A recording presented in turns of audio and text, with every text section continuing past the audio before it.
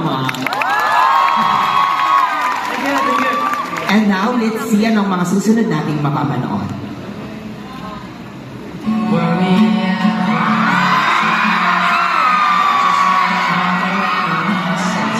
I still see you next to me. Now we're on the other side. I saw you smile.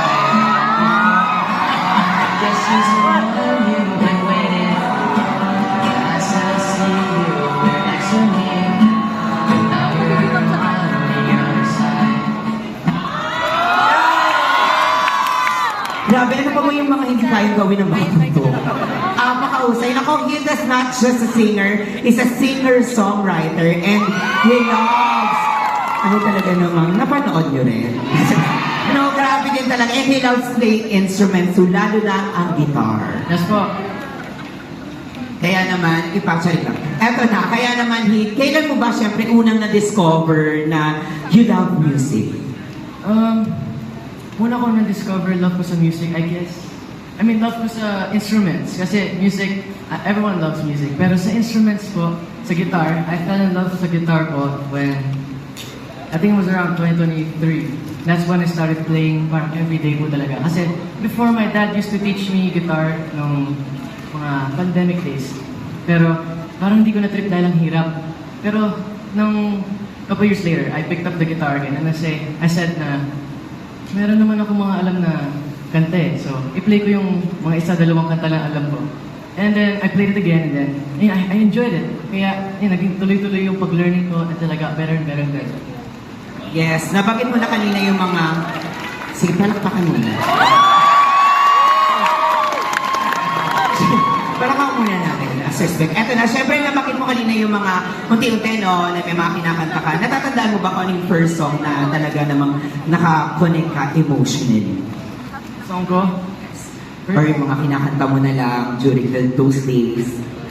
I guess yung first song na talagang emotionally na kuha ko na song na yun, I guess isa sa mga original ko. Like the first ever song that I made. It's titled, Far Away.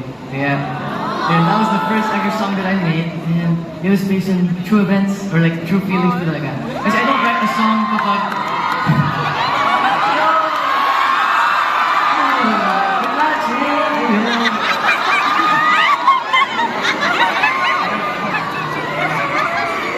Pero yun, I don't write songs kapag walang feelings. I don't just write songs to write. Pag magsusulat po ako ng kanta, kailangan meron pong inspiration or feelings.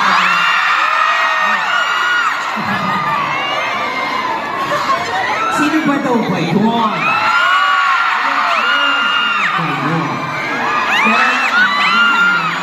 Umiinit daw. Pero nabanggit mo na kanina, no, sa pagsulat ng mga songs, ikaw ba paano ka nagsa-start na magsulat ng simula? Simula ka ba sa melody muna or sa lyrics or sa bridge? Kanya-kanya atake yan ng pagsulat ng mga songs. Paano ka nagsisimula paggawa ng kanta?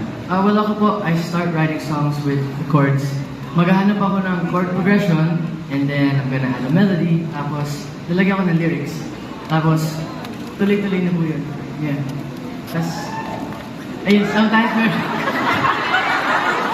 meron akong, after I write the song, I try to parang produce it sa app ko po sa computer, and then I try to make it parang studio-like, and then, ayun, I just repeat the process for every song. Yeah. Ganon. Talented na bata, no? Pero eto naman, syempre, anong instruments pa marunong kang tugtugin? And ano yung pinaka-favorite self-taught mo? Or may nagturo ba sa'yo? I can play guitar first, and then bass guitar, and then I want to learn drums. I want to learn drums soon po, kaya... And yung nagturo ko sa akin, tatay ko po, ulit. Kasi he was guitaring ever since he was a kid po. And meron po siyang YouTube online na he was like 13 years old, 14 years old, na nagigitara siya na nakabalik yung guitar. Kaya, siya talaga he's the real goat. He's the real goat. Yeah. Grabe nakabaliktad. May tao din kaya sa likod nila. Grabe ang hirap nun, pero grabe, so much respect po sa inyo sa mga talent po na ibinibigay at share po natin ngayong gabi nito. Pero eto na, since eto na, I think meron kang inanda para sa aming surprise. Asaan? Yung pagitara. Pwede bang kwentuhan mo kami about this guitar? Naglalakad yung gitara, check nyo. Yo, you guys know this guitar? Yes. Can you tell us about this guitar, please? Itong guitar, I'll tell a story about it. Itong strap was given by a fan po. Andiyan po ba kayo? Asa? Oh, there you are! Thank you so much for the strap. Napaka-helpful po and it looks amazing. And then yung ano po, another story about the guitar is the guitar itself po, bigay po ng Kuya Lela ng si Kuya DJ po. Ako. And since ate ko po is like family friends sa family ni Lela, and yung si Kuya DJ gave my ate this guitar. And then my ate passed it down to me. Kaya, ayun, it's a really cool story sa guitar nito.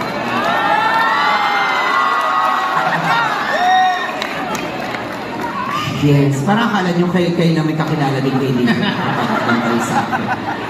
Pero eto na. Thank you naman din sa strap, sa ibinigay mo. Grabe, Thank you so much for the strap. I love it. And eto na, lastly, panakalit po natin to.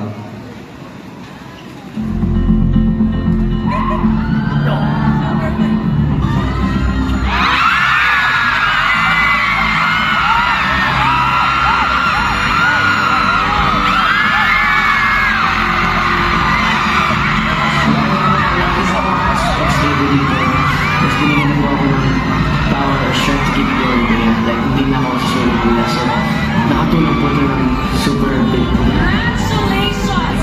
Second big placer, Heath!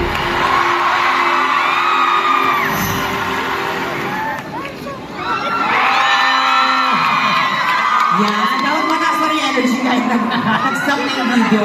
Of course, hindi pwedeng hindi mapag-usapan ng life-changing impact sa'yo na pagiging TV.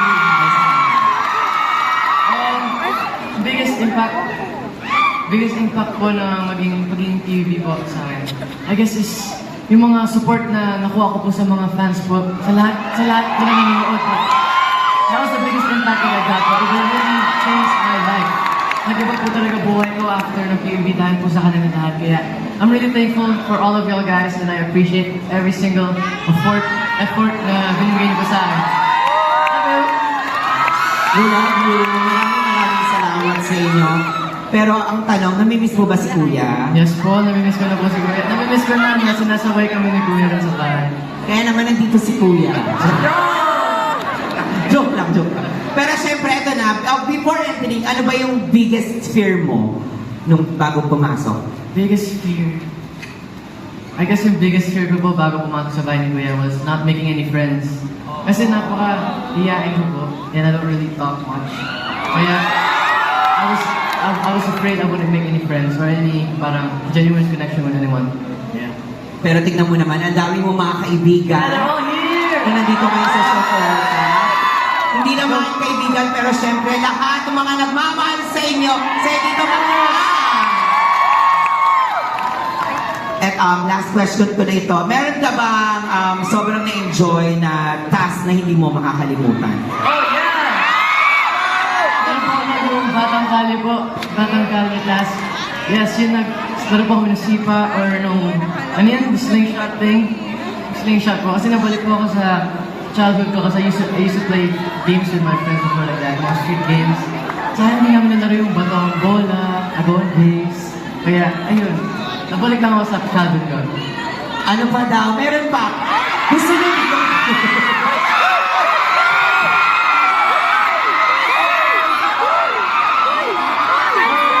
I guess meron pa yung ano.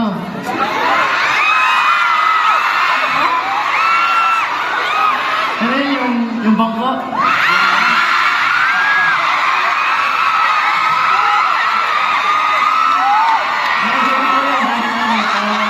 Nakapagsayo po ako and I got to experience the tradition of the Philippines. Masaya rin ko sa'yo yung ka-dance partner ko.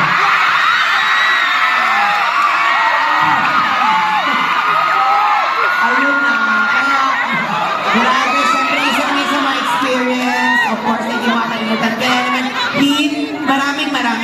syempre sa pagbukas mo sa amin tonight. Ang dami namin natutunan at mas lalo natin, of course, nakilala si Hit. It's just not as an artist, pero syempre personal yon. And I'm pretty sure lahat ng tao ngayon, lalo na sa mga nandito ngayon, nagmamahal. Tama ba? Sobrang mahal natin si Hit. Kaya naman, mas makikilala pa natin siya, of course, ngayong gabi ito. Kaya ready na ba kayo sa ating iba pang mga games? Yeah! Who's ready? Ready? Ready na kayo? Ready na kayo? Ready na ba ang lahat? Oh! Okay, eto na. Yes, ready na. Ready na yung mga nandyan. Eto na, Hit. Kanina, syempre, sa entrance, merong mailbox, tama? Yes. Ipasok na natin yung mailbox na yan. Pero eto na. Dito kasi, nagpadala tayo ng mga sulat, of course, sa inyo for Hit. So, may mga sulat yan sa inyo, of course, nang galing. Kaya naman, namili si Hit ng mga letters dito. Pero don't worry, sa mga hindi naman yung mga napili, syempre, mauwi niya yan at mababasahin niya yan maya-maya. Kaya naman, unahin na natin ito, basahin na natin ating mga letters. Meron ditong 5 na lucky, of course, na pre-selected na. Tawagin na natin sila. Hello po. Yes, ayan. Hello. Sige. Nice hat, dude. Hit, ayan. Ito na yung mga, sila muna yung napili natin na 5. Sisimulan natin ito. Category, ayan. Ano muna, Nemo?